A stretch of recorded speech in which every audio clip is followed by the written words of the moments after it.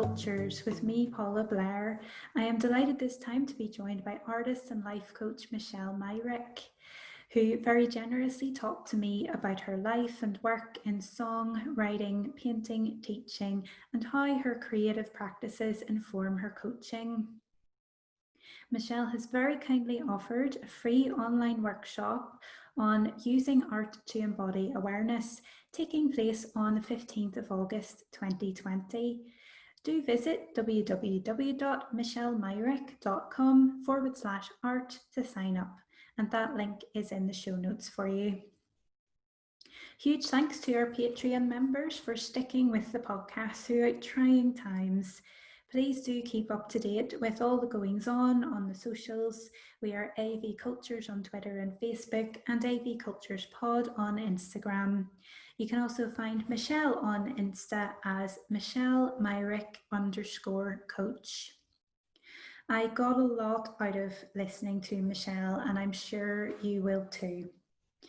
My computer had difficulties towards the end of the call, hence the different image now. And we were cut off, but we spoke for nearly an hour, and it was an hour I found enriching and enlightening, and I really hope you enjoy this as much as I did.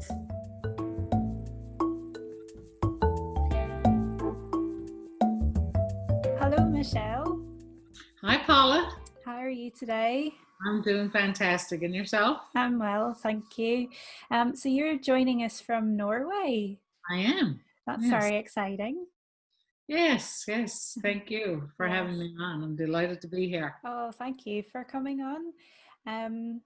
I was thinking because I'm in the northeast of England and it's super bright all the time, so it must be even more daylight for you at the moment. It is. Well, I mean, we're in the southern part of Norway, so we don't have the midnight sun, but pretty close to it. It doesn't actually really get dark, especially like early in the spring, April, May. I have a little trouble adjusting because I'm from Canada. Mm-hmm. So we have normal, I guess, daylight and darkness, but we're in the part of Canada where I come from. But here, my sleep cycle gets affected early in the spring because it's like all of a sudden it doesn't get dark till 11 or barely dark at 11, Mm-hmm. And now, I mean, even getting close to midnight, I guess it's still quite light out, kind of thing. And, you're awake with the birds at 3:30, 3:45 a.m. So it does affect the sleep patterns, no doubt. So you're primarily, would you call yourself a painter as an artist then? Well, I guess I came to painting a little bit late in life, to be honest. I've been a singer, songwriter, musician. I guess that's the longest label I've had in my career, in my life. I guess I've been playing music for about 35 plus years now, professionally, and recorded a couple of albums, just recently my own solo album.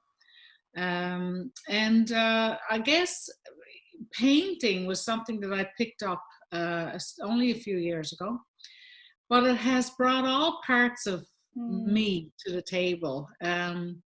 I found that it opened up something different inside me that music hadn't. I've had a lot of, I guess, insights from music, from writing music. I do a lot of my own songs and things like that, but something about the painting felt different. And when I started painting my songs, everything changed. Everything started opening up and going deep into self-discovery through creative outlets, actually letting myself go back and relive some of the painful experiences of my life and really finding resolution there, and then presenting it in front of people as a live performance. That really had a huge impact Well, it was hard to do, to be that vulnerable, because I mean, you know, when you write your songs about your life from your own perspective, your own challenges, your own obstacles, those kinds of things. That's one thing, to get up and sing a song in front of people.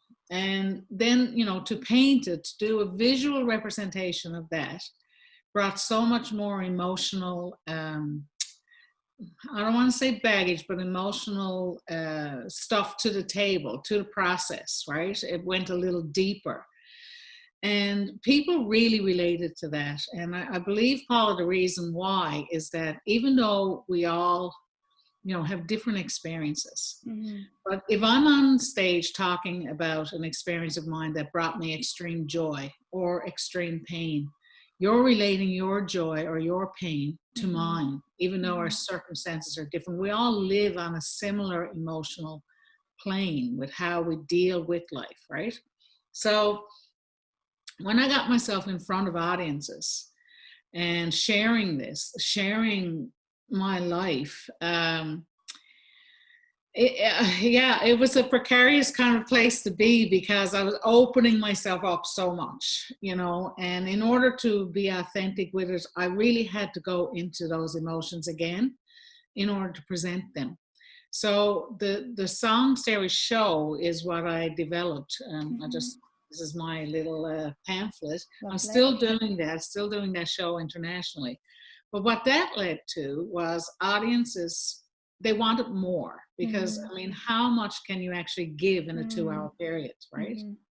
In front of people, how much story, how much, you know, background can you actually give? And so I came back from Canada after having a successful run of sold out shows there, and decided I was going to write a book. Now, that process, the process of taking my own story and,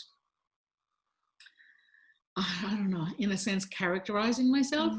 So having to look at myself from that, you know, from that distance, from that observer's view, and going even deeper than what I did in writing the song series show and the stories behind the songs and the paintings, that really, I want to say, cracked me open. That's the only words to use.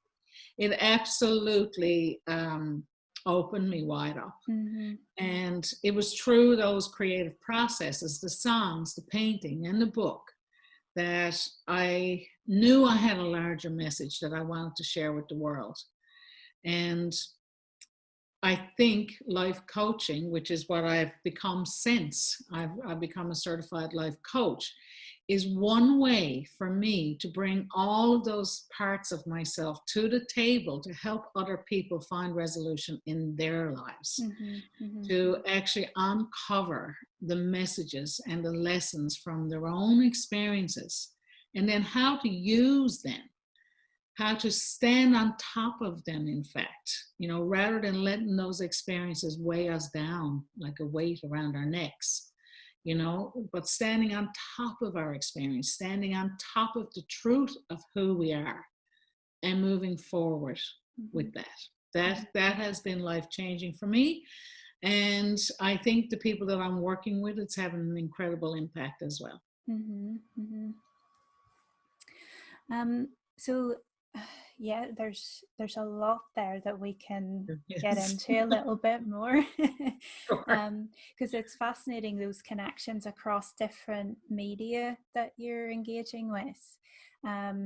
It's fascinating what you're saying about starting to paint your songs, and I was wondering about the difference between, with a song you would re-perform that, so is there maybe a sense of reliving if you re-perform something, but with a painting you do it and it's over and you can look at it? But it's a really good question, Paula. But I tell you that the interesting thing from my perspective as the artist, as the creator, was that, you know, some of these songs I had written 20 years, 30 years ago. And when I created the painting, of course, I'm a different person now. You know, we're always growing, we're always evolving, we're always expanding, and we're always gaining different insights. So as a more mature woman, I could look at what my 20-something self wrote and see her pain, see what she was trying to process, back all those so many years ago, 30 plus years ago. And I mean, being able to look at myself from that kind of stepped back, that's really interesting. Like, that is really interesting. And that's kind of what I present in the live performances, is that juxtaposition between the two Michelles. The younger one that wrote the song and the woman that wrote that made the painting, and how that journey, what that journey was all about, That's what my book is about. I have a copy of it somewhere here. Yeah. Like, I mean, my book is called Stepping Stones, and it's actually about that. It's about that process of learning, that process of, a lot of people say, oh, just forget the past. Now, I'm the kind of coach that says the opposite, because I really think that the golden nuggets of our life experience are in the past, of course, are from what have made us who we are. And it is the things that we've gone through. It is the experiences that we've had that have shaped us as individuals, that have formed, what we represent and how we present ourselves in our lives, and where we want to go with that. I mean, we take all of that with us. So I don't think we need to forget our past, but I think we need to process it.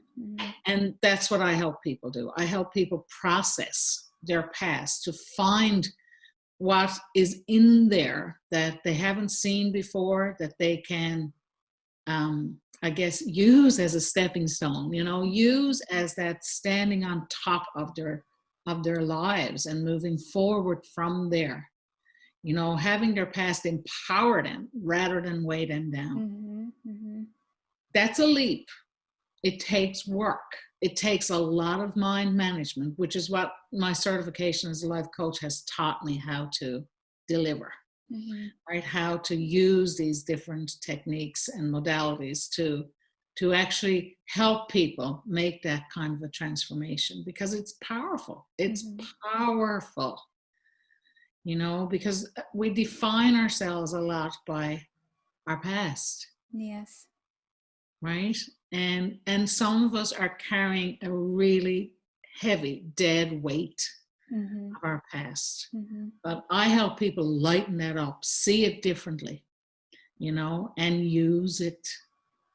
Listen, I always say this, we go through so much to gain our insights, to gain our wisdom. Wouldn't it be a shame to let that go to waste? Yeah. I can't argue with that. I mean, let's use it. Let's use what we've been given to empower ourselves and have an impact on other people. And, that's not about going out and saving the world, but it's about having a healthier relationship with your partner, having a healthier relationship with your children, with your own parents, with your co-workers, with your friends. It's about how you live your life. It's about what you bring to it, how much awareness and mindfulness and everything that you can gain from what you've been through. I mean, to me, I was trying to run away from my past forever, until I picked up a paintbrush.